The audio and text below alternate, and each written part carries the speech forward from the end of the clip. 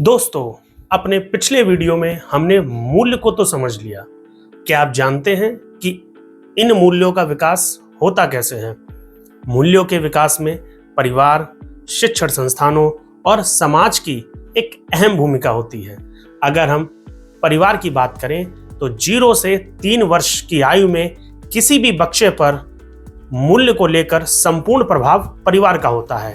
3 से 12 वर्ष की आयु में परिवार का प्रभाव थोड़ा कम हो जाता है और तुलनात्मक रूप से विद्यालय का प्रभाव बढ़ जाता है।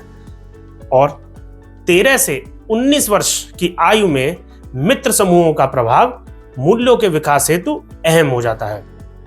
इसी प्रकार शिक्षण संस्थाओं का प्राथमिक स्तर पर 3 से 14 वर्ष की आयु में मूल्यों के विकास में विशेष योगदान होता है।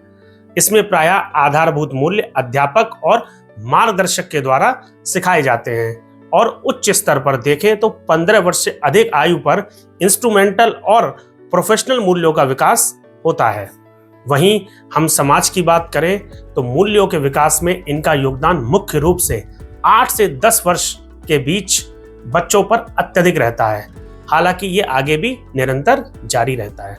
इसमें विभिन्न सोशल ग्रुप जैसे कि आपके रिलेटिव्स, पड़ोसी, मोहल्ले वाले, फिल्म, टेलीविजन आदि मूल्यों के विकास में महत्वपूर्ण भूमिका निभाते हैं। परिवार के द्वारा सिखाए गए मूल्य जैसे सम्मान करना, विनम्रता दिखाना, साझा अर्थात शेयर करने की इच्छा शक्ति का जीवन में सर्वाधिक प्रभाव रहता है। कौन सा बच्चा कितना कट्टरवादी होगा, कितना रूढ़िवादी होगा और कितना रंग भेदवादी होगा, इसका निर्धारण मुख्य रूप से परिवार द्वारा प्रदत्त मूल्यों के आधार पर ही होता है। इसलिए ऐसी प्रवृत्ति की लोगों की विचारधारा को बदलना अत्यंत दुर्लभ है। इसी कारण कट्टर विचारधारा वाले समूह और आतंकवादी समूहों के विचारों में परिवर्तन लाना अत्यंत कठिन होता है। इसीलिए जब भी किसी व्यक्ति के आचरण और उसके व्यक्तित्व के मूल्यांकन किया जाता है तो सर्वप्रथम उसके परिवार की परिधि को केंद्र में रखा जाता है, क्योंकि मूल्यों का वास्तविक स्रोत परिवार ही होता है। धन्यवाद दोस्तों।